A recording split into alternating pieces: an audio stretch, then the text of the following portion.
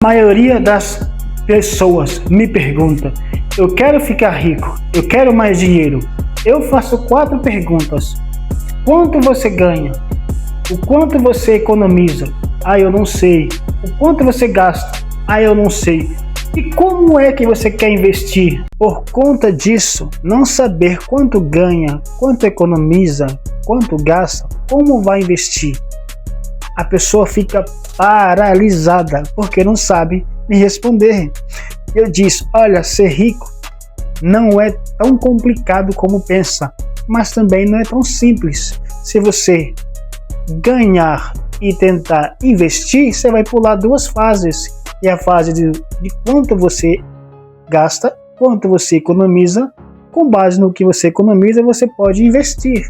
Do contrário, você não vai conseguir vencer na vida. Lembra? Quem planta, colhe.